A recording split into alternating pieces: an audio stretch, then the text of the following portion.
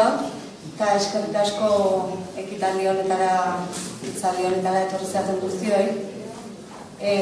Ospakizun oso garrantzitsua da herri batek 100 urte betetzea, eta horregatik urte osoan zehar aukera izango dugu ekitaldi ezberdinetan parte hartzekoa.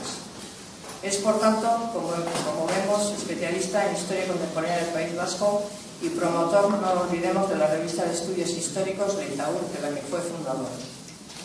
Niretzat, ohore bada, hitza ematea, lan mailan maisua izan nuena, umetan auzokidea eta orain laguntzak dudan Jose Antonio Rodríguez Ranea. Josean, zure ala hitza. Eta hasiko naiz aitorpen bat egiten, esate dute komunikazioan eta aditua direna. Ondo da, hasieran horako aitorpen bat egitea, hau da, urdurina. Asko ze, lasaia dugu nitzakeoan, Donosti, Bilbon, Karmelek aipatu ditun liburu horien aurkezpen bat egiten, hemen herrian egotea.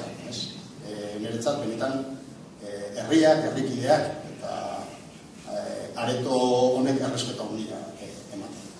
Itzaldi hau zinaren dioke, duela gutxi itzan pertsona bati, Mari Julia Azkueri, itzan handeinarra, ez da zoarra zan, mundu batzuk, batzientzat ezaguna,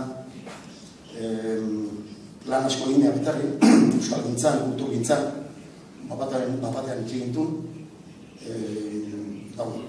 berak asko utzi zigun, bere indarra, bere kemena, eskaini zigun asko, bere poza, bere bizipoza, bere garaitasuna, eta bera gogor itzaldi. Karmelek ditu zianean, eta zantzianean, ze titula jarriko diozu zure itzaldiari, jarri nion, nogazian, noin garaikidea, amari, zamar, zenbaki.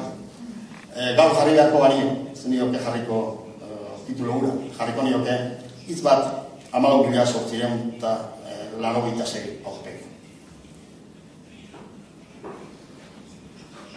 Hau edo aurpegi, eta hitza kohesioa litzateke. Hitza kohesioa litzateke, kohesioak komunitate bakarra izan ditu. Bi komunitateen kontzeptu eta realitatearen kontrakoa. Zatiketaren kontrakoa.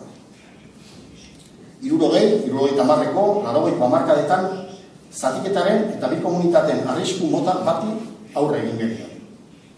Gaur, ez dago ez bertako eta ez kanpoko. Guztio gara handoen, guztio gara handoitan. Iragan urbilean, indarkeriak ere zatiketa sortu zuen.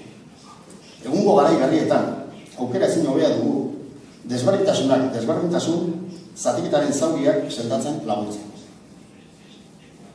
Gaur, badago ez zatiketa arrisku. Lana dugunon eta lana ez dutenen artean. Komunitatearen parte komilien artean, garenon eta esklusioa arrisku bizian daudenen artean. Krisiak zatiketa arrisku berri baten aurrean jarri gaitu.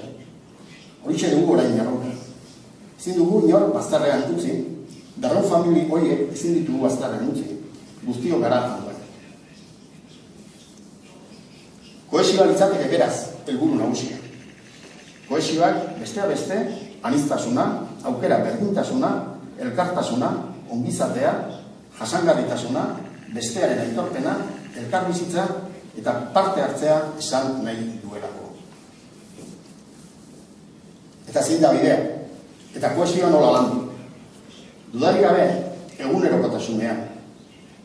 Hezkuntza sistema, kultura, kirola, aisialdia, giza eta gizarte elkarteak, kohesiorako aukera ezin hobeak eskaintzen dituzte. Hor ditugu ikastetxeak eta ikastetxeen arteko ekintzak.